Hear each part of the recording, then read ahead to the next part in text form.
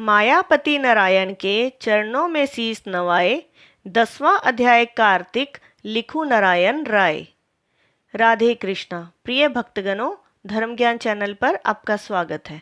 आज इस वीडियो में हम कार्तिक महामाहात्म्य का 10वां अध्याय श्रवण करेंगे। बोलो गणेश जी महाराज की जय। राजा पृथु बोले, हे ऋषि श्रेष्ठ नारद जी, आपको प्रणाम है।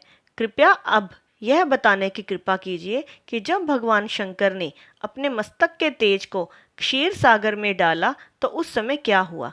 नारद जी बोले, हे राजन, जब भगवान शंकर ने अपना वह तेज क्षीर सागर में डाल दिया तो उस समय वह शीघ्र ही बालक होकर सागर के संगम पर बैठकर संसार को भय देने वाला रुदन करने लगा। उसके रुदन से संपूर्ण जगत व्याकुल हो उठा, लोकपाल भी व्याकुल हो गए, चराचर चलायमान हो गया। शंकर सुवन के रुदन से संपूर्ण ब्रह्मांड व्याकुल हो गया। यह देखकर सभी देवता और ऋषि मुनि व्याकुल होकर ब्रह्मा जी की शरण में गए और उन्हें प्रणाम कर उनकी स्तुति करने लगे। उन सभी ने ब्रह्मा जी से कहा, हे पितामह, यह तो बहुत ही विकट परिस्थिति उत्पन्न हो गई है। हे महायोगिन, इसको नष्ट कीजिए। देवताओं के मुख से इस प्रकार सुनकर ब्रह्मा जी सत्यलोक से उतरकर उस बालक को देखने के लिए सागर तट पर आए। सागर ने ब्रह्मा जी को आता देखकर उन्हें प्रणाम किया और बालक को उठाकर उनकी गोद में दे दिया। आश्चर्यचकित होते हुए ब्रह्मा जी ने पूछा, हे सागर, यह बालक किसका है? शीघ्रता पूर्वक कहो। सागर विनम्रता पूर्वक बोला, प्रभु, यह तो मुझे ज्ञात नहीं है, परंतु मैं इतना अवश्य जानता हूँ कि यह गंगा सागर के संगम पर प्रकट हुआ है। इसलिए हे जगत गुरु, आप इस बालक का जात कर्म आदि संस्कार करके इसका जातक फल बताइए। नारद जी राजा पृथु से बोले, सागर ब्रह्मा जी के गले में हाथ डालकर बार बार उनका आकर्षण कर रहा था। फिर तो उसने ब्रह्मा जी का गला इतनी जोर से पकड़ा कि उससे पीड़ित होकर ब्रह्मा जी की आंखों से अश्रु टपकने लगे। ब्रह्मा जी ने अपने दोनों हाथों का जोर लगाकर किसी प्रकार सागर से अपना गला छुड़वाया और सागर से कहा, हे सागर, सुनो, मैं तुम्हारे इस पुत्र का जातक फल कहता हूँ। मेरे नेत्रों से जो यह जल निकला है, इस कारण इसका नाम जलंधर होगा।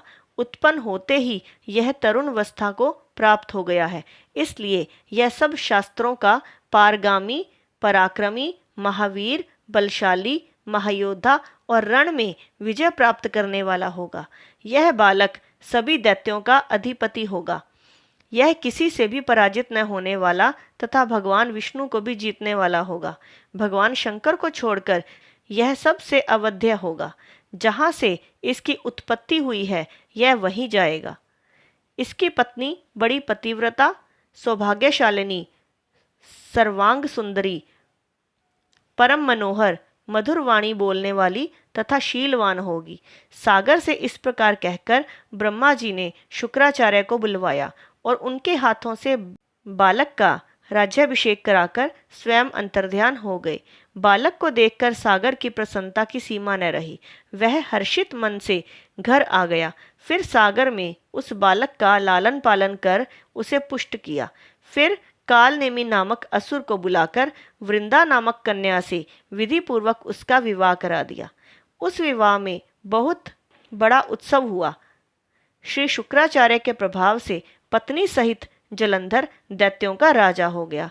इति श्री कार्तिक महामाहात्म्य का 10वां अध्याय समाप्त। अगले वीडियो में हम कार्तिक महामाहात्म्य का 11वां अध्याय श्रवण करेंगे। तब तक के लिए राधे कृष्णा।